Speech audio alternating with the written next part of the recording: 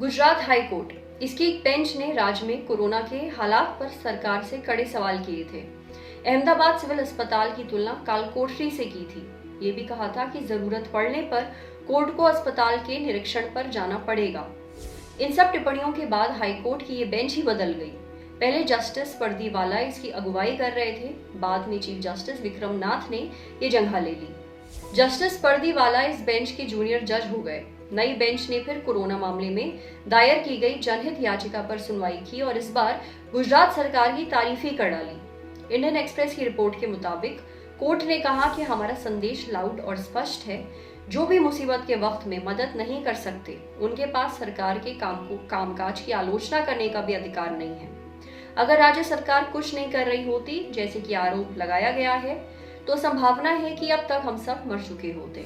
इस मुकदमेबाजी में हम केवल राज्य सरकार को जागरूक रखने और उसके संवैधानिक और वैधानिक दायित्व को याद दिलाने का काम कर रहे हैं। कोर्ट ने कहा कि सरकार की केवल कमियां गिनाने से लोगों के मन में डर पैदा होगा। कोर्ट ने आगे कहा कि हमारा विचार है कि पीआईएल अकेले और परेशान लोगों के फायदे के लिए है, राजनीतिक फायदा उठाने के लिए नहीं। इस मुसीबत के वक्त में हमें एक रहना है, आपस में झगड़ना नहीं है। कोविड-19 संकट मानवीय संकट है, राजनीतिक नहीं। इसलिए जरूरी है कि कोई भी इस मुद्दे का राजनीतिकरण ना करे।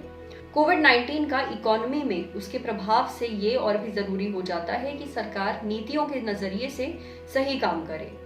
अब विपक्ष के रोल पर क्या कहा गया है? हाईकोर्ट ने विपक्ष के रोल पर भी फोकस किया।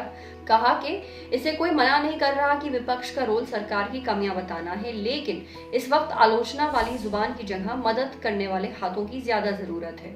केवल सरकार की आलोचना करने से जादुई तौर पर कोविड-19 नहीं जाएगा। इससे मृत लोग भी वापस नहीं आएंगे। प्रतिकूल आलोचना कोई मदद नहीं करेगी, रचनात्मक आलोचना कर सकती है।